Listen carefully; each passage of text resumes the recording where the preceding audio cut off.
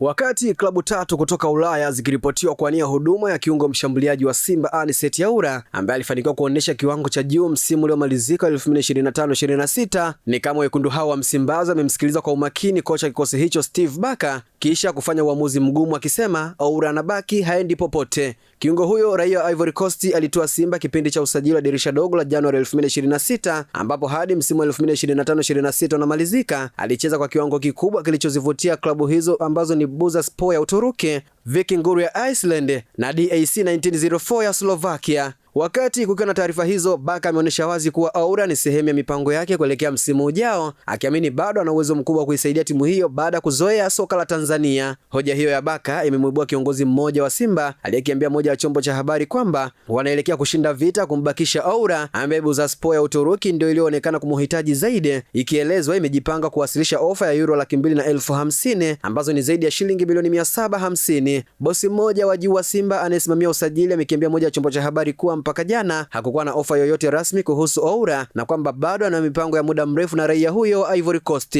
ambapo nikimnukuu amesema hizo taarifa za Yaura kuondoka hazina ukweli. Mpaka sasa hakuna ofa ambayo imefika kwetu, tunasikia tu kwenye mitandao anayemtaka mchezaji angekuja Simba. Tuna hesabu kubwa na Yaura, kwa hiyo bado yupo sana hapa Simba, haondoki, mwisho kunukuu. Yaura mwenye miaka 26 alijiunga na Simba kitokea IFG Nistan ya Finland kwa mkataba miaka 2 na tangu kutua Msimbazi amekuwa miongoni mwa wachezaji muhimu katika mafanikio ya timu hiyo msimu uliopita. Kiungo huyo mshambuliaji ameisaidia Simba kutoa mataji 2 ya kombe la CRDB na Muungano, huku akionyesha uwezo mkubwa katika eneo la kiungo mshambuliaji kwa kufunga mabao 6 na kutoa assist 3 kwenye ligi, ambako wekundu hao wa Msimbazi walimaliza nafasi ya pili na pointi 73 nyuma ya Yanga iliyotoa ubingwa kwa tofauti ya pointi 2. Uwezo wake wa kucheza nafasi tofauti kwenye safu ya ushambuliaji, kasi, nguvu na uwezo wa kutengeneza nafasi umeifanya thamani yake kuanza kupanda kwenye soko la usajili. Awali ilielezwa kwamba wakati Yaura akiwa katika rada za kuondoka Simba, ndiyo maana ilianza mchakato wa haraka kwa nia saini ya winga Afrika Kusini Keleso Makigalwa kutoka Sekhukhune United ya nchini humo, huku dili hilo likikamilika kwa mkataba wa miaka 2. Kwa Simba kukamilisha usajili wa Makigalwa, maana yake ni kwamba eneo la kiungo mshambuliaji msimu ujao litakuwa na nguvu zaidi kutokana na msauzi huyo anakwenda kuungana na Elie Mpanzu, Libase Geye na Yaura waliofanya vizuri tangu ujio wa kocha Barker.